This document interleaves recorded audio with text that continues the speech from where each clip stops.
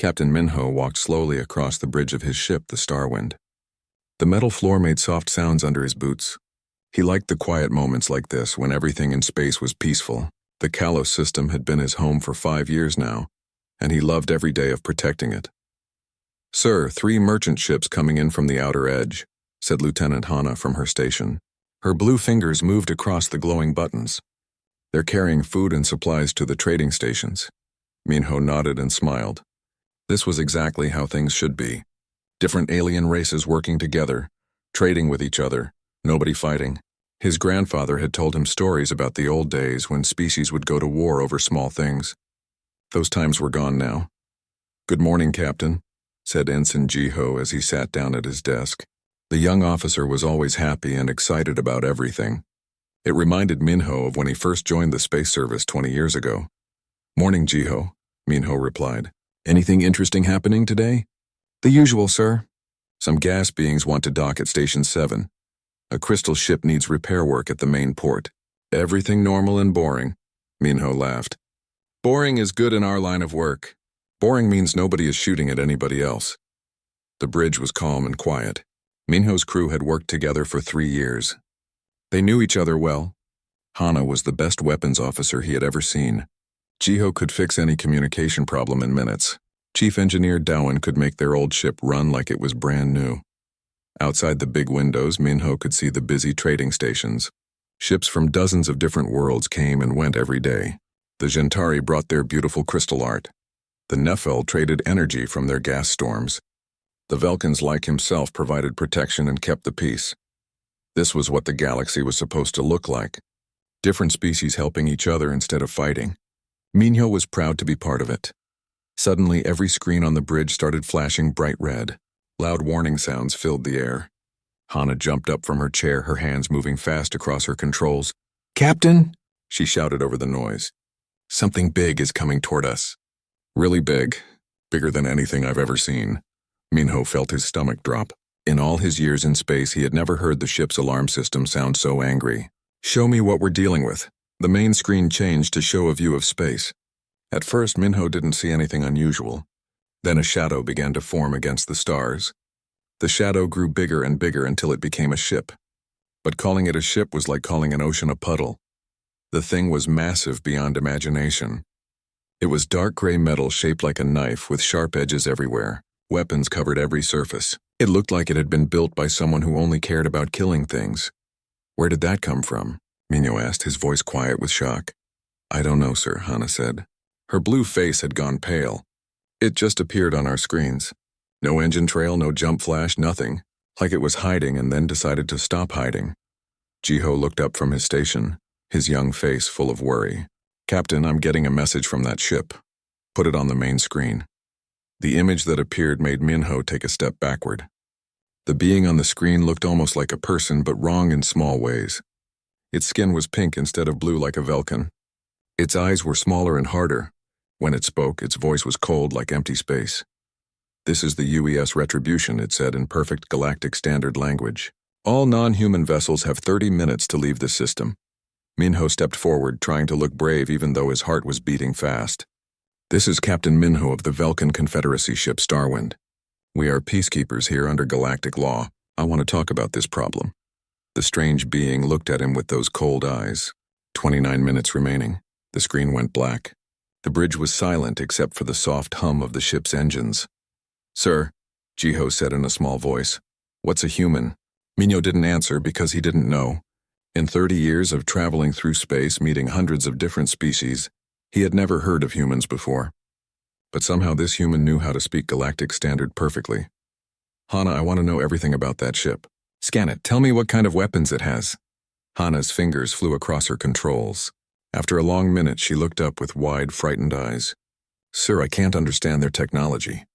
Their weapons are completely different from anything in our databases. Their shields use energy patterns I've never seen before." On the main screen, they could see panic spreading through the system. The 3 merchant ships that had been coming in to trade suddenly turned around and flew away as fast as they could. The gas beings at Station 7 let go of their docking clamps and disappeared into space. Everyone was running.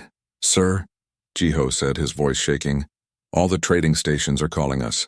They want to know what's happening. They're scared, Minho thought hard. His job was to protect this system and everyone in it. But how could he protect them from something he didn't understand?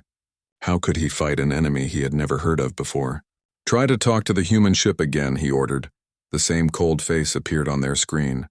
It looked at Minho like he was an annoying insect. I am Captain Minho, he said, trying to sound calm and reasonable. This system has been peaceful for many years. Many different species live and work here together.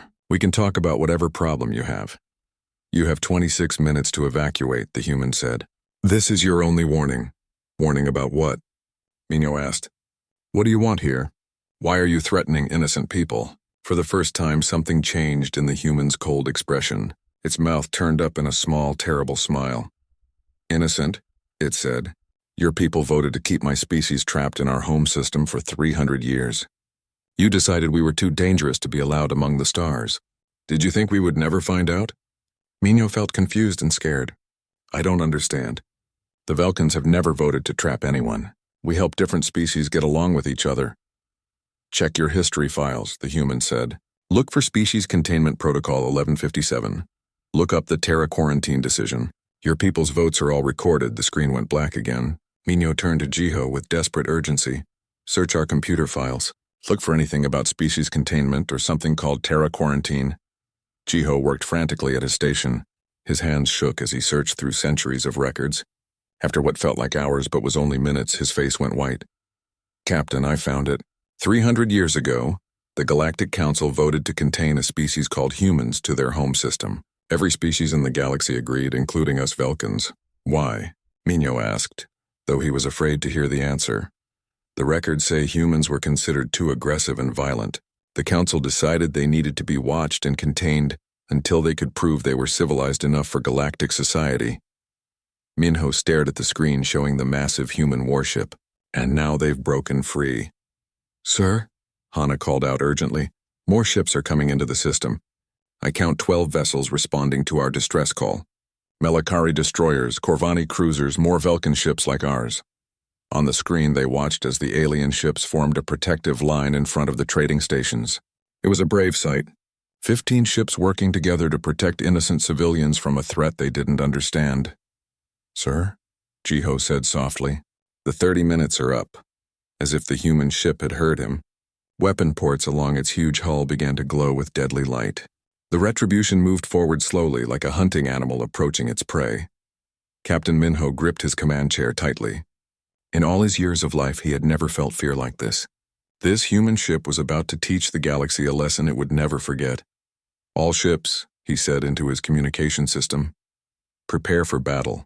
Protect the civilians no matter what happens to us. The war between humanity and the galaxy was about to begin. Admiral Kyung stood on the bridge of the UES Retribution, looking out at the alien ships forming their battle line. She had dreamed of this moment for 30 years, ever since she was a young girl and first learned the truth about Earth's prison. Her gray uniform was clean and pressed, her black hair pulled back tight. Everything about her was perfect and controlled, just like the plan she was about to carry out. Behind her, the bridge crew worked quietly at their stations. These were the best humans Earth had to offer. Admiral, Commander Nari said from her station, 15 enemy ships in defensive formation. They're protecting the civilian trading stations. Kyung nodded slowly. Of course the aliens would try to protect civilians. They always pretended to be the good ones, the peaceful ones, the civilized ones. That was the lie they had told themselves for 300 years while keeping humanity locked away. Ma'am, Dr. Sunho said, stepping up beside her. The ship's science officer looked worried. Perhaps we should try talking to them again. They might not know about the quarantine decision. Many of these species might be innocent. Kyung looked at the doctor. He was a good man who still believed aliens could be trusted. He didn't understand what she had learned long ago. There were no innocent aliens. Every species in the galaxy had benefited from humanity's prison. Doctor, she said quietly, do you remember your first day at the academy? When Professor Kim showed us the truth about our place in the galaxy, Sunho's face went pale. Every human remembered that day. The day they learned that Earth wasn't alone in the universe, and that the universe had decided Earth was too dangerous to be free.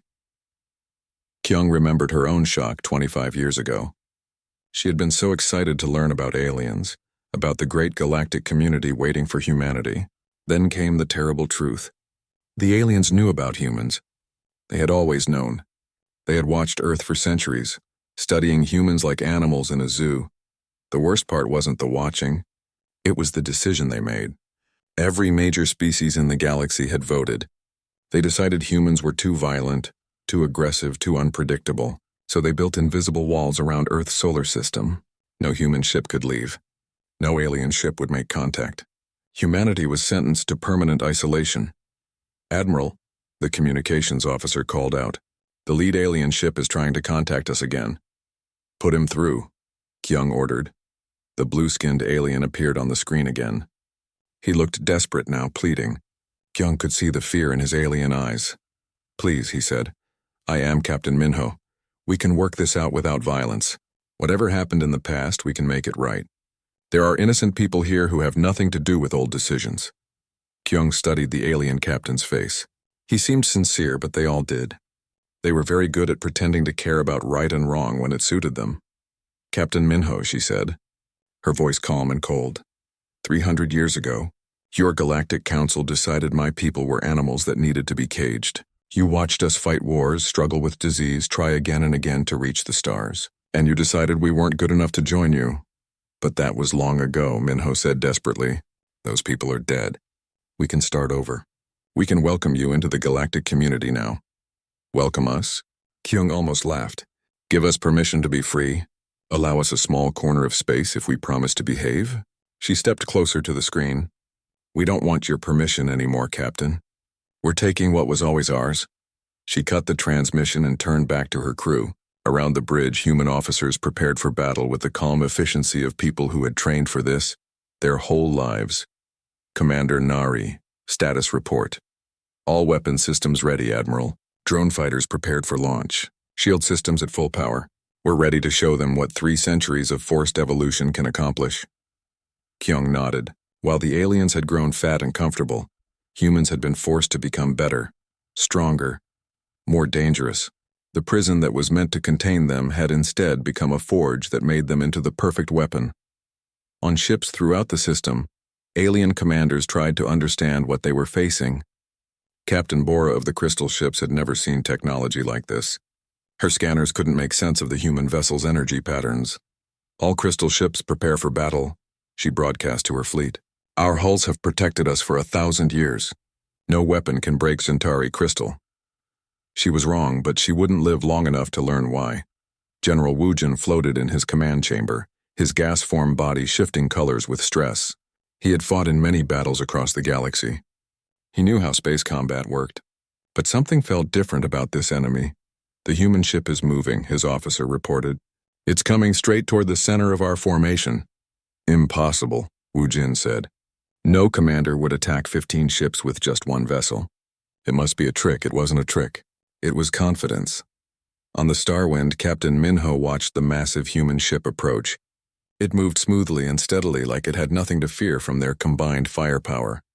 "Sir," Lieutenant Hana reported, "I'm reading huge energy buildup in their weapon systems, but it's not like any weapon signature I've ever seen." "All ships prepare for attack," Minho ordered into his communicator. "Stay in formation. We fight together." But the humans weren't planning a normal space battle. Admiral Kyung had something very different in mind. "Commander Nari," she said quietly, "begin the demonstration." "Yes, ma'am." Launching drone swarms now. Along the hull of the Retribution, thousands of small ports opened. What came out looked like a cloud of angry insects.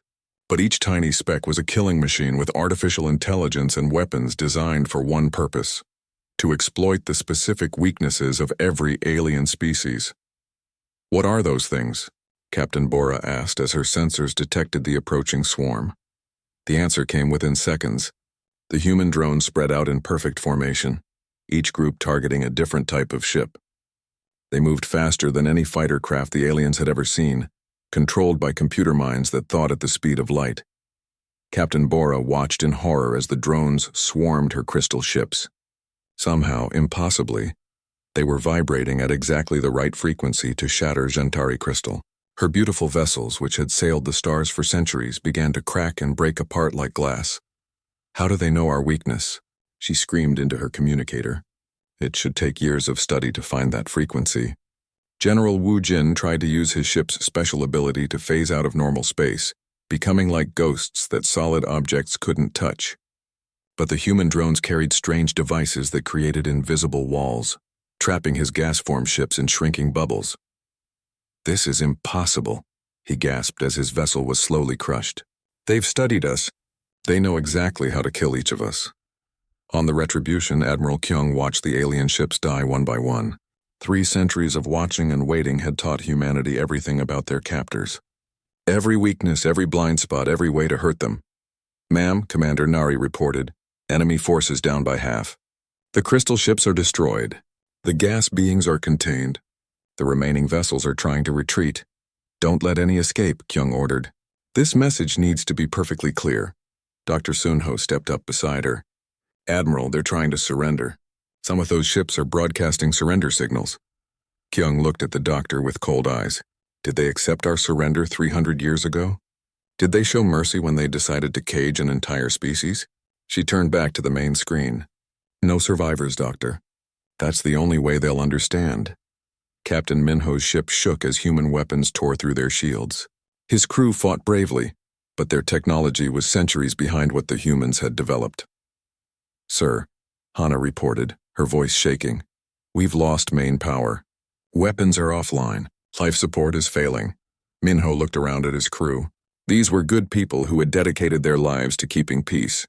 Now they would die because of choices made by people who had been dead for centuries. "Jiho," he said sadly, "send a final message to Velkin Command. Tell them the humans are coming. Tell them we tried." The young officer's hands trembled as he sent the message. Moments later, human weapons turned the Starwind into floating debris. Admiral Kyung watched the last alien ship explode on her screen. The battle had lasted 18 minutes. 15 ships destroyed, thousands of alien lives ended, and the Retribution hadn't been scratched. "Open a channel to all frequencies," she ordered. "I want this broadcast across the galaxy." When the channel was ready, she looked directly into the camera. On worlds throughout the galaxy, aliens would soon see her face and hear her words. "This is Admiral Kyung of the United Earthship Retribution," she began. "Today you saw what happens when humanity is pushed too far. For 300 years you kept us caged like dangerous animals. You watched us suffer and struggle and grow, and you decided we weren't worthy of freedom." Her voice grew harder. "You were wrong. We are more than worthy. We are your superiors. Every species that voted to contain us has been marked for judgment. Every world that benefited from our prison will face the consequences." She leaned forward. "We are no longer asking for our place in this galaxy. We are taking it." The battle started exactly like Captain Minho thought it would. 12 alien ships against 1 human vessel. The aliens had more ships, better positions, and they were fighting to protect their homes. It should have been an easy victory. "All ships, stay together," Minho spoke into his communicator. "We hit them with everything at the same time." Lieutenant Hana worked hard at her weapons station. The Starwind carried the best Velkin weapons available. Their plasma cannons could destroy any ship they had ever fought. Their shields had protected Velkin vessels for hundreds of years. "Sir, the human ship is coming toward us," Hana said. "It's moving fast, heading straight for the middle of our formation." Captain Bora's voice came through the radio from her crystal ship. "All Gentari vessels ready to fight. Our crystal hulls will protect us from their energy weapons. They cannot break what has never been broken." General Wu Jin added his voice from his gas ship. "My vessels can become like ghosts. Let them waste their weapons shooting at empty air." Minho felt hopeful for the first time since this nightmare started. These humans might have better technology, but they were facing 3 different alien species working together. Each species brought special abilities that had kept them alive for thousands of years. "Jiho, try to block their communications," Minho ordered. "If we can blind them, we can win this fight." The young officer worked frantically at his controls. "I'm trying, sir, but their communication system is completely different from anything I know." On the main screen, the huge human warship grew bigger as it came closer. Weapon ports along its sides glowed with dangerous light. But instead of firing normal weapons, something strange happened. Thousands of small objects shot out from the human ship like bees leaving a hive. They moved faster than any fighter ship the aliens had ever seen, spreading out in all directions with perfect timing. "What are those?" Lieutenant Hana asked, fear creeping into her voice. The answer came quickly. The small objects were robot fighters, each one no bigger than a person but carrying weapons that seemed impossible for their size. They moved with inhuman precision, like they were all controlled by one giant brain. Captain Bora was the first to understand the danger. Her crystal ships, which had seemed unbeatable just moments before, began to shake and vibrate. The human robots had somehow found the exact sound frequency needed to break Shantari crystal. "This cannot be," she screamed into her communicator. "It takes years of study to find our weakness." "How do they know?" But her beautiful crystal ships were already cracking like glass hit by hammers. The crews inside watched in terror as their vessels fell apart around them. In just 5 minutes, the entire Shantari fleet was turned into glittering pieces floating in space. General Wu Jin tried to save his ships by making them phase out of normal space. His gas vessels became like clouds that solid objects should pass right through. It was an ability that had saved the Nephil people in countless battles. But the human robots carried special traps designed just for energy beings.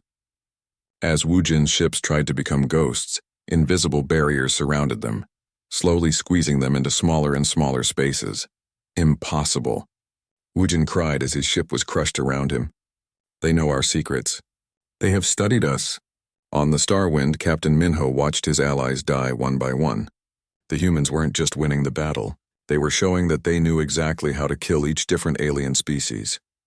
"Sir," Lieutenant Hana said, her voice shaking. "The robot fighters are changing their weapons for each ship type. It's like they have a manual for killing all of us." Commander Nari stood calmly on the bridge of the human ship Retribution, watching her computer screen as enemy ships disappeared one after another. The battle was going exactly as the humans had planned it. "Admiral Kyung," she reported, "enemy forces down to half strength. Crystal ships destroyed, gas beings contained. The remaining ships are trying to group together." Admiral Kyung nodded with satisfaction. For 300 years, humanity had been forced to watch alien species from their prison on Earth. Human telescopes and secret sensors had studied every alien ship, every weapon, every weakness. Now all that knowledge was being put to use. "Continue the attack," she ordered. "Show them what happens when you cage a species that learns from everything it sees." The remaining alien ships tried to work together for one final attack. 3 Corvani cruisers decided to ram the human vessel, while 4 Melikari destroyers gave them covering fire. It was brave but hopeless. The Retribution's defensive weapons came alive, filling space with deadly energy beams that cut the attacking ships into pieces. The humans didn't just destroy their enemies. They took them apart bit by bit, studying each ship's technology even as they killed everyone inside. Captain Minho knew his ship would be next. Most of his friends were already dead. The human vessel hadn't even been damaged. With tears in his eyes, he made a desperate choice. "All power to engines," he commanded. "We're going to ram them. If we can't win, at least we can hurt them." Lieutenant Hana looked at her captain with sad understanding. They had worked together for 3 years. She knew this meant they would all die, but she also knew it was the only honorable thing left to do. "Sir, it has been my honor to serve with you," she said quietly. The Starwind turned toward the massive human ship and accelerated to its maximum speed. For a moment it looked like the ramming attack might work. The Velkan ship was small and fast compared to the giant human vessel. But the humans had prepared for this too. Point defense guns swiveled toward the approaching ship, firing with machine precision. The Starwind was torn apart long before it could reach its target, breaking into pieces with its crew still inside. Ensign Jiho's last act was to send one final message to Velkan Command. "They know everything about us. They have been watching us for centuries. They're not just stronger than us. They built their weapons specifically to kill us." Admiral Kyung watched the final enemy ship die on her main screen. The battle had lasted exactly 18 minutes from beginning to end. 15 proud alien warships destroyed, thousands of lives lost, and the Retribution had not been hurt at all. "Admiral," Dr. Sunho said from behind her, "the battle is over. All enemy ships destroyed. Should we help the survivors?" Kyung turned to look at the ship's doctor. His face showed the struggle between wanting to help people and understanding what they were trying to accomplish. "There are no survivors, Doctor. That was the point of this demonstration." Commander Nari looked up from her station. "Admiral, should we send teams to search the wreckage for anyone still alive?" "No," Kyung replied coldly. "Dead enemies send better messages than living ones. She walked to the communications station. Open a channel to all civilian frequencies in the system. The communications officer nodded. Channel open, Admiral. Kyung looked into the camera. Throughout the Calo system, frightened aliens watched on their screens as the human admiral spoke to them. People of the Calo system, she began, her voice calm and terrifying. You just watched your defenders die in 18 minutes. These were brave warriors with good ships and advanced weapons. They fought with honor and died with courage. She paused to let her words sink in. But they fought with inferior technology and old ideas about war. For 300 years, your species have had the freedom to explore and trade and grow, while we remain trapped in our home system. On trading stations throughout the system, alien families held each other in fear. They had seen their protectors destroyed faster than seemed possible. The human ship that had killed an entire fleet now floated in their space like a dark promise of death. We could destroy every station in this system, Kyung continued. We could kill every one of you as easily as we killed your military. But that would not serve our purpose. She leaned closer to the camera. Instead, you will live to carry a message to your homeworlds. Tell them what you saw today. Tell them that humanity is no longer contained. Tell them that we are coming for everyone who helped keep us caged. The transmission ended. Throughout the system, aliens stared at empty screens trying to understand what they had just witnessed. On the bridge of the Retribution, Admiral Kyung turned to her crew. Set course for the Melikari home system. It's time to send a stronger message to the galaxy. The great human warship turned away from the floating debris that had once been a proud alien fleet. Behind them, civilian stations broadcast desperate warnings to their homeworlds, telling them about the terrible force that was now loose among the stars. The war between humanity and the galaxy had truly begun, and the aliens were learning that their 300-year-old decision to cage humanity had been the biggest mistake in galactic history. High Commander Isol sat in the underground war room beneath the Velkan capital city. The room was dark except for the blue glow from the holographic display, showing the destruction of the Kalos system. She had watched the recording 12 times now, and it still made her feel sick. Play it once more, she said quietly to her officers. Colonel Taewon pressed a button, and the three-dimensional image came to life again. 15 proud warships faced one human vessel, then came the swarm of robot fighters, the quick destruction of each ship type, and finally the cold message from the human admiral. What do you think? Isol asked her team. Admiral So-young, her oldest friend and best military advisor, spoke first. Complete defeat. They knew exactly how to kill every type of ship we had. This wasn't a battle. It was like watching a teacher destroy students who didn't know the lesson. She paused, her blue face pale with worry. Commander, they weren't just fighting us. They were showing off their knowledge of our weaknesses. Every weapon they used was designed specifically to counter our defenses. Colonel Taewon pointed to parts of the recording. Look how their robots attacked the crystal ships. They used sound frequencies that should have taken years to discover. And those containment fields for the gas beings. That technology doesn't exist in any of our science books. Dr. Yunji, who studied alien psychology for the military, leaned forward. I've been analyzing their communication patterns and battle tactics. These humans didn't just break free from their prison. They've been preparing for this war for hundreds of years. High Commander Isul felt cold fear run down her back. What do you mean by that? They knew Captain Minho would try to ram their ship before he decided to do it. They had defenses ready for tactics we considered desperate last moves. This level of preparation means they've been watching our military training, studying our battle methods, learning everything about how we fight wars. On the other side of the galaxy, similar meetings were happening on dozens of worlds. The recording from Kalos had spread through secret channels, reaching the homeworlds of every species whose ships had been destroyed. On Gentari Prime, Counselor Jiwan looked through centuries of intelligence reports in her crystal office. The evidence was clear and frightening. Hidden sensors throughout the galaxy had detected strange energy patterns near human space for many years, but they had been ignored as unimportant background noise. We thought we were watching them, she said to her assistant, but they were watching us too. The young Gentari beside her shook with fear, his crystal body making bell-like sounds. Counselor, should we warn the other worlds? Tell them about what's coming. Jiwan looked at the military reports spread before her. The humans had built weapons designed specifically to shatter Gentari crystal. They had studied her people's bodies, their technology, their military tactics. They knew exactly how to kill her entire species. "It's too late for warnings," she said softly. "They're already coming for us." 3 star systems away, emergency meetings were being held on every major world.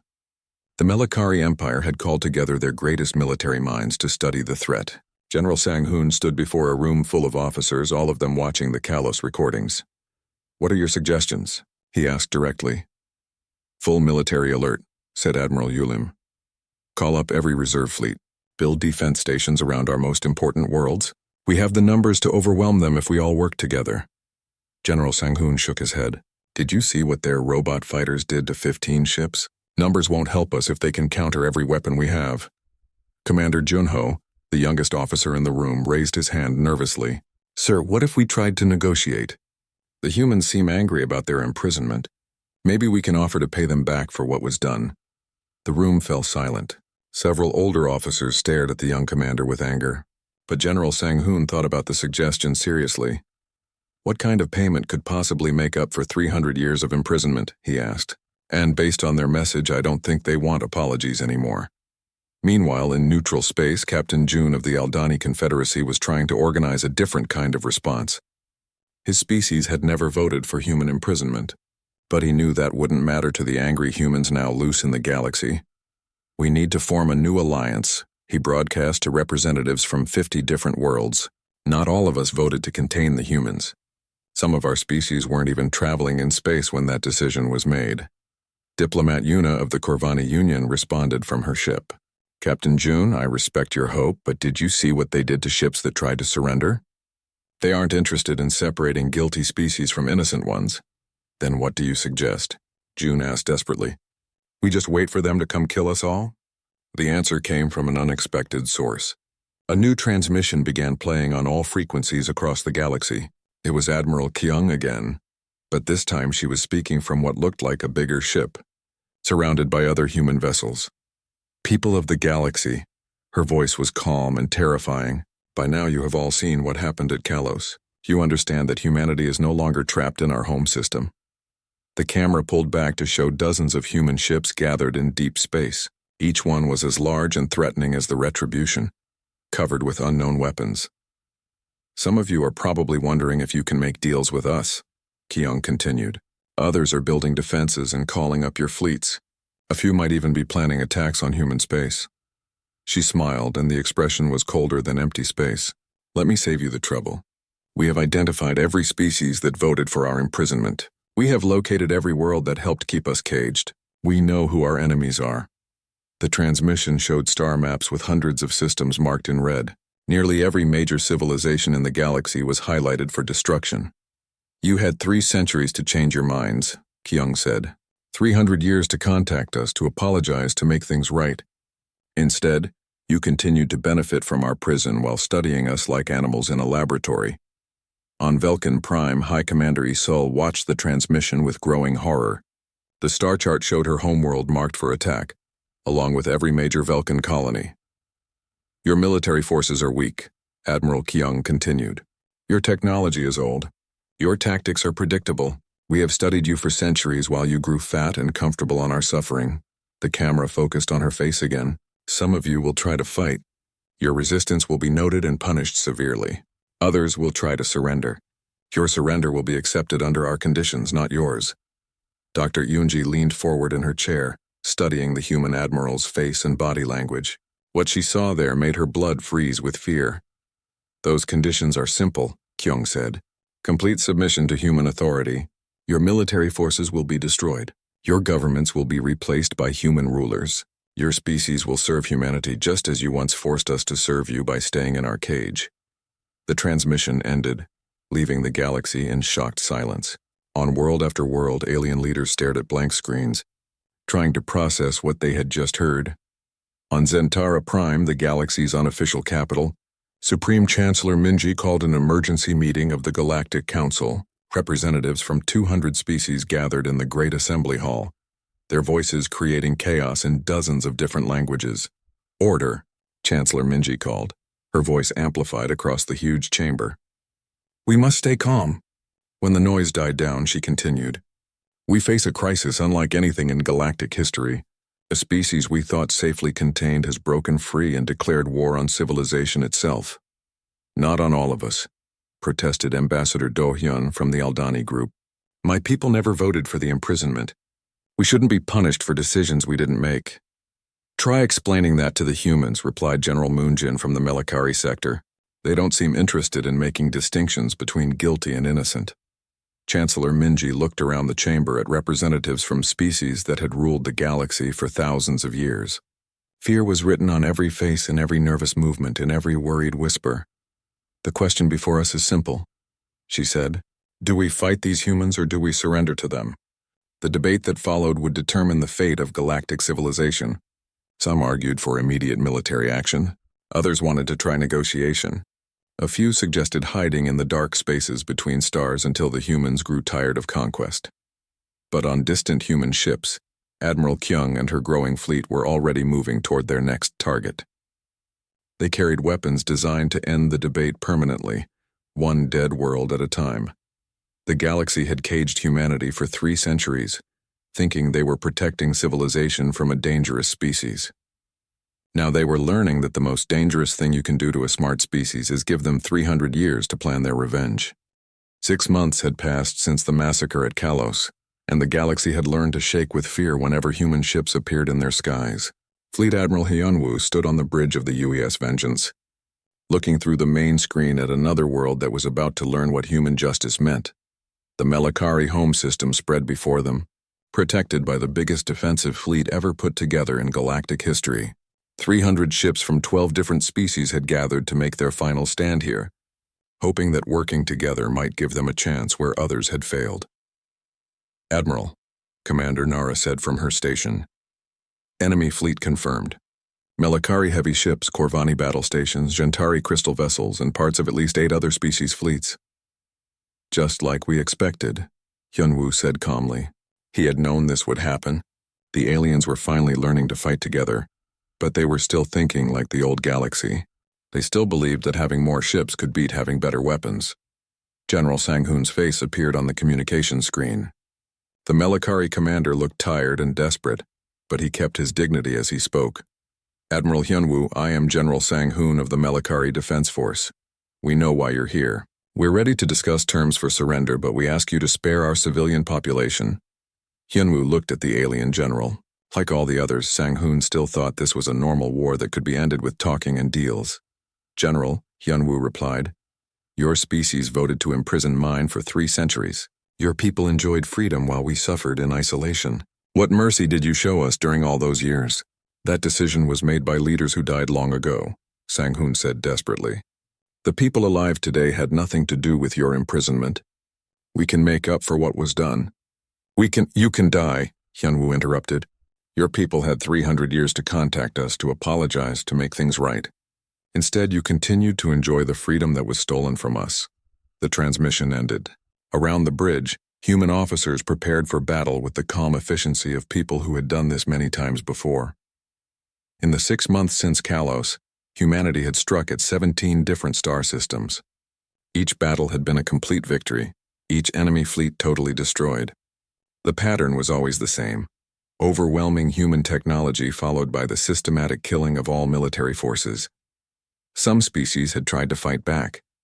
The proud Velkans had gathered their greatest war fleet at their home system, determined to defend their honor. Admiral So-young had led 60 ships against 5 human vessels. The battle had lasted 8 minutes. Others had tried to surrender immediately. Captain Jun and his Aldani Confederacy had broadcast messages of peace and cooperation, offering complete submission to human rule. They had been ignored. Their worlds were conquered anyway, their governments replaced by human administrators. A few species had tried to hide. The gaseous Nephil had run away to deep space, abandoning their homeworld in hopes of surviving as wanderers. Human hunter ships had tracked them down one vessel at a time, using sensors that could detect their energy patterns across vast distances. Admiral, the communications officer called out. The enemy fleet is moving into attack formation. General Sang-hoon is broadcasting to all ships. Let me hear what he's saying, Hyunwoo ordered. Sang-hoon's voice filled the bridge.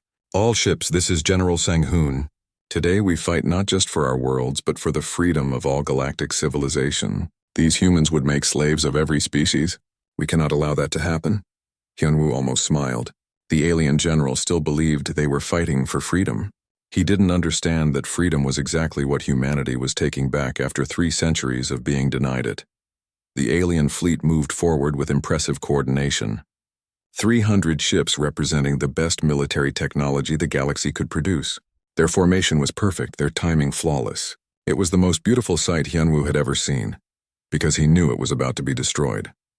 "All human ships begin attack," he ordered. What happened next was not a battle, but a demonstration. The human fleet had grown to 50 ships, each one carrying weapons that had been impossible just 6 months ago. Humanity's technology advanced with each victory, learning from every alien system they conquered. The alien ships opened fire with everything they had. Energy beams, solid projectiles, and strange weapons filled the space between the fleets. For a moment it looked like they might actually hurt the human vessels. Then the human shields activated, energy barriers that bent space itself around the ships, making them impossible to hit. The alien weapons passed through empty space where the human ships appeared to be, hitting nothing but vacuum. General Sang-hoon watched in horror as his fleet's coordinated attack accomplished nothing. "All ships, change targets. Focus all fire on the lead vessel." But the humans had already begun their counterattack. Swarms of robot fighters poured from each ship, millions of tiny killers that moved faster than anything the aliens could track. Each robot carried weapons specifically designed to exploit the weaknesses of the species it was sent to kill. The Melikari ships, with their proud tradition of heavy armor, found their hulls melting under weapons that turned metal into gas. The Corvani battle stations, thought to be unbreakable fortresses, were torn apart by devices that made their own shields work against them. Captain Bora, commanding the last Gentari crystal ships in existence, watched her beautiful vessels shatter one by one. The humans had perfected their sound weapons, turning the crystal hulls that had protected her people for thousands of years into death traps that vibrated themselves apart. "This is impossible," she whispered as her flagship began to crack around her. "How can they know so much about all of us?" The answer came from Admiral Kyung herself, broadcasting from the massive command ship Retribution as it entered the system with more human vessels. "We know because we've been watching you for centuries. Every weakness, every flaw, every tactical mistake your species have ever made. We wrote it all down and studied it." Her voice carried across all frequencies as alien ships died around her words. "While you grew comfortable and lazy, we grew strong and angry. While you enjoyed the freedom stolen from us, we planned how to take it back." One by one, the 300 ships of the Allied fleet were eliminated. Some tried to surrender, broadcasting desperate pleas for mercy. Others tried to ram the human vessels in final acts of defiance. A few simply tried to run away, hoping to escape and fight another day. None survived. General Sang-hoon's ship was the last to die. As human weapons tore through his bridge, he managed one final transmission. "Tell the galaxy. Tell them we tried our best. Tell them humans cannot be reasoned with. They're not liberators. They're conquerors who want to own everything." The transmission ended as his ship exploded into pieces. Admiral Hyunwoo watched the destruction with satisfaction. Another enemy fleet destroyed, another species brought under human control. But the real victory wasn't military. It was psychological. Every species in the galaxy now knew that fighting back was hopeless. "Admiral," Commander Nara reported, "all enemy vessels destroyed. Should we move to take control of the planetary defenses?" "No," Hyunwoo replied. "Send in the occupation fleets. I want every Melikari world under human control within the week." As human ships spread throughout the system, the final phase of galactic conquest began. On world after world, alien governments were dissolved and replaced by human administrators. Alien military forces were disbanded. Alien freedom came to an end. 3 months later, Supreme Chancellor Minji of the Galactic Council stood in her office on Zentara Prime, looking out at the human fleet that now surrounded the galaxy's capital world. Hundreds of ships hung in orbit, their weapons pointed at the planet's surface. A human officer appeared in her office, projected by advanced technology she didn't understand. It was Admiral Kyung, looking exactly as she had 9 months ago when this nightmare began. "Chancellor Minji," Kyung said politely, "I believe you wanted to discuss surrender terms." Minji looked at the human admiral with tired eyes. What terms? You've made your intentions clear. Complete submission or complete destruction. Those are the only choices, Kyung confirmed. Your species made their decision 3 centuries ago when they decided to cage us. Now we're making ours. Through her window, Minji could see human shuttles landing at spaceports across the planet. Occupation forces were already taking control of government buildings, communication centers, and military bases. What happens to us now? She asked quietly. You serve us, Kyung replied simply, just as you forced us to serve by staying in our cage. You follow our orders, work for our benefit, and hope we treat you better than you treated us. The transmission ended, leaving Minji alone in her office as the sound of human boots echoed through the halls outside. The age of galactic freedom was over. On the bridge of the Retribution, Lieutenant Junho looked out at the stars that now belonged to humanity. He was young enough to remember stories of the old Earth, trapped and isolated while alien species traveled freely among the stars. Admiral, he said to Kyung, we've won. The galaxy belongs to us. But what happens next?